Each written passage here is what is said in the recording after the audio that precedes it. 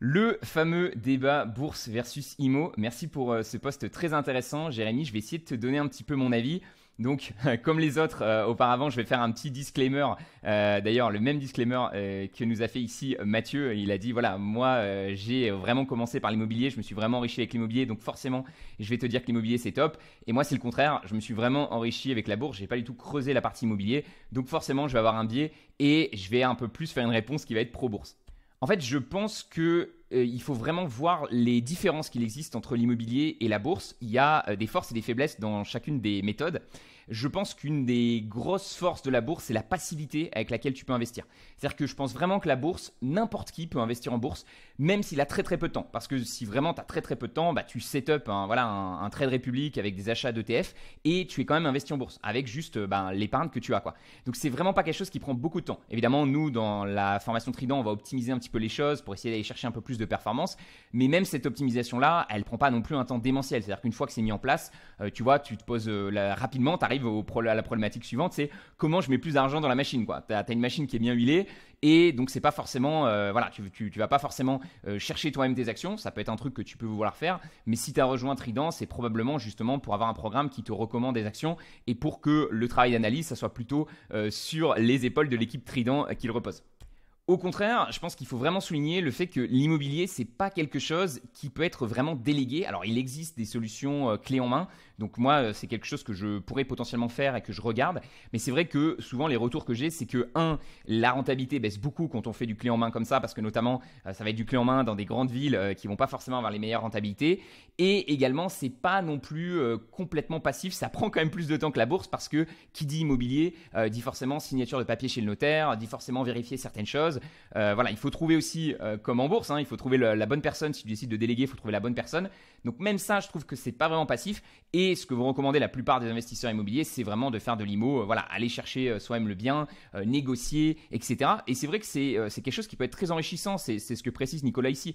On fait les recherches, on établit un budget, on négocie, on rénove, on augmente la qualité, on fait des rencontres humaines, pas toujours les gens les plus agréables, mais j'imagine qu'il y a des gens très agréables aussi dans le milieu de l'immobilier. Les banquiers, des fois, ça peut être un peu compliqué, mais ça peut être aussi des superbes rencontres. Et puis, comme il nous l'explique, c'est vraiment, on se crée un petit peu des relations et c'est une belle expérience finalement. Et à la fin, on est satisfait. Mais tu vois, pour moi, cette définition-là, c'est la définition en fait de toute parcours entrepreneurial. C'est-à-dire que si tu fais vraiment l'IMO de A à Z, c'est une aventure entrepreneuriale. Et donc, la question moi, que je me pose automatiquement quand je suis face à une aventure entrepreneuriale, c'est je me dis, est-ce que je me lance dans cette aventure entrepreneuriale de l'immobilier ou est-ce que je me lance dans une autre aventure entrepreneuriale qui pourrait être sur un site web, qui pourrait être sur un site e-commerce, qui pourrait être sur le fait de faire de la presta, le fait d'être freelance, etc. Donc voilà, selon moi, vraiment, ceux qui réussissent le mieux en immobilier, c'est ceux qui se concentrent sur l'immobilier. Donc certes, ils ont un taf salarié qui permet justement de faire du levier et d'obtenir des prêts bancaires. Mais d'ailleurs, idéalement, souvent, les gens qui réussissent le mieux en immobilier, ils ont un taf salarié qui est assez proche de l'immobilier. Tu vois, si tu es dans le BTP, si tu es, je sais pas, architecte, si tu travailles un petit peu proche de ce milieu immobilier, si tu es courtier, etc., eh ben, je pense que ça peut être une superbe porte d'entrée. Si tu as aussi de la famille qui est dans ces milieux-là, que tu as des contacts, etc., bah, tu peux obtenir des meilleurs prix et tu vas avoir un avantage en fait par rapport aux concurrents. C'est comme tous les business en ligne en fait, ou n'importe quel business d'ailleurs, même en physique. Plus tu as des connaissances et des compétences dans un domaine, plus derrière tu vas pouvoir avoir du succès. Et c'est vrai qu'une des forces de l'immobilier, c'est que c'est une aventure entrepreneuriale qui est quand même moins risquée que les aventures entrepreneuriales classiques. Donc attention, il y a toujours des forces et des faiblesses. C'est moins risqué parce que tout le monde a fait de l'immobilier. Voilà, c'est connu, les banques elles savent comment ça se passe. Donc on va dire que tu as un procédé qui certes n'est pas forcément simple. Et il y a plein d'erreurs, il y a des gens qui perdent de l'argent, mais c'est un procédé beaucoup plus connu que si tu décides par exemple de lancer un e-commerce ou tu décides de lancer une nouvelle activité. Tu vas avoir plus de risques, on va dire, en lançant une activité entrepreneuriale, mais par contre tu vas pouvoir gagner potentiellement beaucoup plus.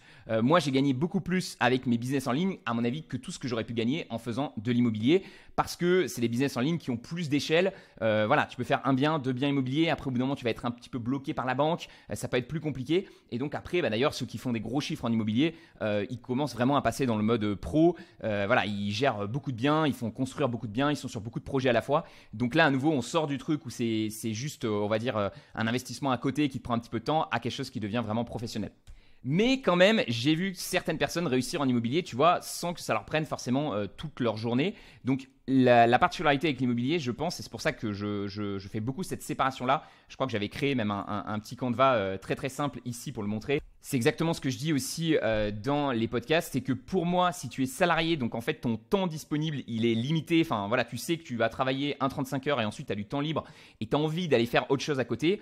Bien, dans ce cas-là, je pense que l'IMO, ça peut être intéressant parce que tu as le bon profil pour les banques, tu vas pouvoir facilement emprunter et tu vas pouvoir te former, tu as du temps libre pour te former. La différence quand tu es entrepreneur ou que tu es indépendant, voilà, et je crois que c'est ton profil, tu m'as pas vraiment précisé ici, mais tu vois, tu m'as dit ma zone de génie, augmenter mon salaire avec mon activité indépendante. Donc je ne sais pas exactement ce que c'est cette activité indépendante, mais si c'est une activité indépendante, bah, il est probable que finalement le temps que tu pourrais passer sur cette activité pourrait être peut-être plus rentable que le temps que tu vas devoir passer à te former sur l'immobilier. À nouveau, le salarié, il n'a pas cette problématique-là parce que bah, son temps, il est limité. Il a déjà fait son taf et donc il a du temps libre pour aller chercher autre chose. Un entrepreneur, tout le temps qu'il passe pas sur son activité, c'est potentiellement du temps qui va pas lui permettre de gagner plus avec son activité. Et du coup, c'est du temps qui est, à mon avis, pas très bien utilisé en immobilier. Moi, j'ai fait pas mal de mastermind, tu vois, où justement, il y avait des entrepreneurs qui avaient des bons business en ligne et je les voyais beaucoup passer du temps sur l'immobilier. Et en fait, plus ils passaient du temps sur l'immobilier et plus leur business en ligne baissait en termes de vitesse, quoi. Donc, je pense qu'il faut un peu choisir son combat. Bon, je n'ai pas retrouvé exactement l'image à laquelle je pensais, mais j'aime bien cette idée de creuser son trou, tu vois. C'est-à-dire que tu vas creuser un trou et toutes les activités, les aventures entrepreneuriales fonctionnent. Mais pour qu'elle fonctionne, il faut vraiment que tu creuses ton trou. Et l'erreur que je vois beaucoup, c'est de commencer à creuser un trou, par exemple ici sur une activité entrepreneuriale, puis se dire non, en fait je vais faire de l'immobilier, donc recreuser un trou ici, puis en fait non, je vais faire autre chose. Et donc en fait tu creuses sans arrêt, mais tu creuses jamais assez longtemps pour arriver sur la mine d'or ou même la mine de diamant. Donc la mine d'or, si je devais dire, je pense que la mine d'or, elle arrive au bout de 3 à 5 ans d'expérience. Et la mine de diamants, elle arrive au bout de 10 ans d'expérience. C'est-à-dire que les diamants, les énormes, tu vois, gagner par exemple 10 à 20 000 euros par mois avec ton activité, généralement c'est au bout de 10 ans. Ici, commencer à vivre de ton activité, commencer à gagner ta vie avec et gagner 2-3 000 euros par mois, je pense que c'est entre 3 et 5 ans. Ça va évidemment dépendre des parcours, ça va dépendre de l'opportunité, etc. Mais ça prend du temps et il faut vraiment creuser son trou. Et l'erreur classique, c'est de commencer pendant 1 an, pendant 2 ans et d'arrêter alors que tu n'es pas arrivé jusqu'au bout. Et généralement, les gens n'arrêtent pas pour rien faire, ils arrêtent pour repartir sur la construction d'un autre trou. Et l'immobilier, pour moi, peut vraiment agir dans une aventure entrepreneuriale comme, tu vois, le shiny object syndrome. Tu sais, c'est le truc, c'est ce que appellent les Anglais, le truc qui brille. Et tu dis, du coup, je vais aller sur cette autre opportunité. Et du coup, tu arrêtes de creuser ton trou. Et du coup, tu fermes la porte sur des potentiels beaux diamants. En ce moment, avec ma chérie, on regarde sur Netflix Nouvelle École, qui est justement un petit peu un battle de rap où justement t'as des nouveaux qui essaient des nouveaux chanteurs qui essaient de percer un petit peu dans le monde du rap. Et je trouve ça très intéressant parce que justement, je trouve que ce qui fait la plus grosse différence en fait si les mecs ils y arrivent ou pas, c'est globalement depuis combien de temps ils rappent en fait. C'est-à-dire si la personne ça fait qu'1 an qu'elle rappe, même si elle a du talent, même si elle a un truc un peu sympa, généralement au bout de la 2e ou la 3e épreuve elle va te choquer, elle va pas arriver à être à l'aise, etc. Et c'est normal, c'est complètement logique parce que la personne n'a pas suffisamment d'expérience. Donc après ce qui est intéressant c'est que tu as certaines compétences qui vont se transférer d'un domaine à l'autre.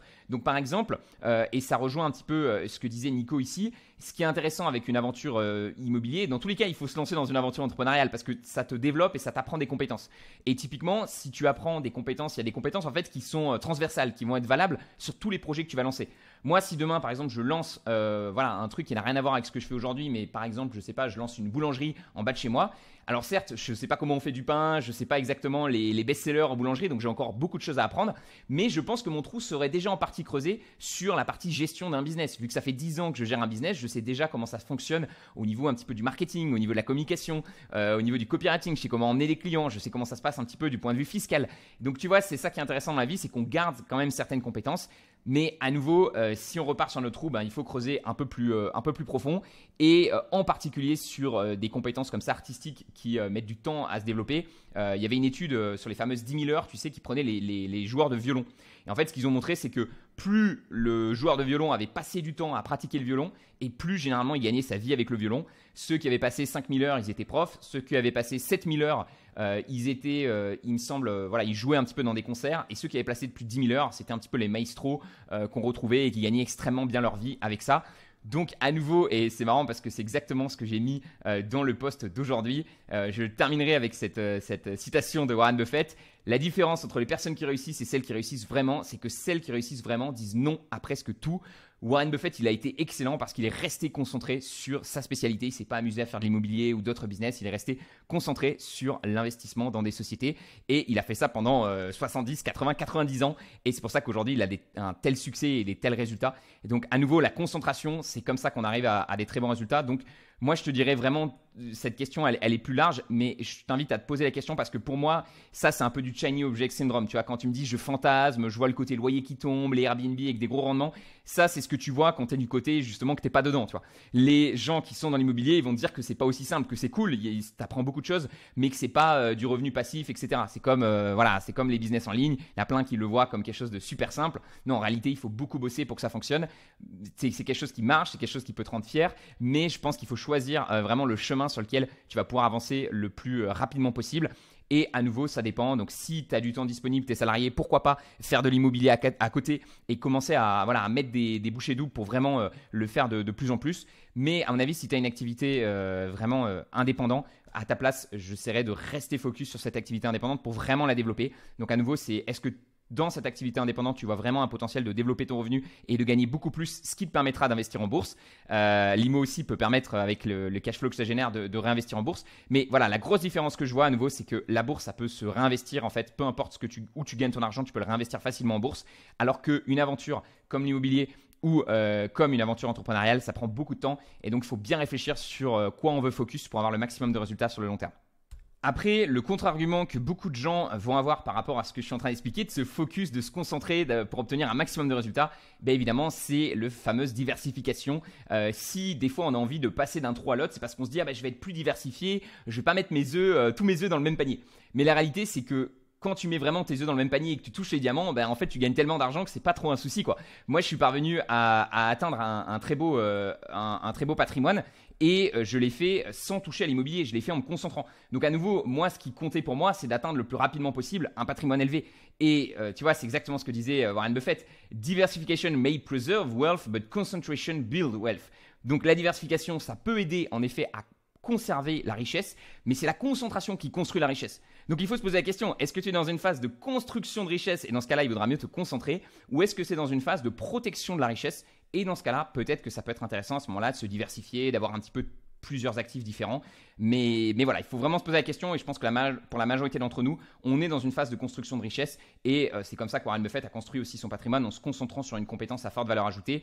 Là, tu vois, moi je m'approche du million et j'ai envie de continuer encore de manière concentrée pendant un bon moment et c'est uniquement quand je me dirais ok, là j'ai vraiment tout ce qu'il me faut, je suis tranquille et dans ce cas-là, peut-être que je me diversifierai un peu et encore, c'est même pas sûr parce que je sais que la diversification, ça rajoute de la charge mentale. C'est-à-dire si tu as des biens immobiliers et que tu as de l'or et que il faut connaître un petit peu tous les domaines et au bout d'un moment, plus tu es diversifié et plus tu es ignorant un petit peu sur tout ce que tu as. Donc moi, j'avoue, je suis pas fan.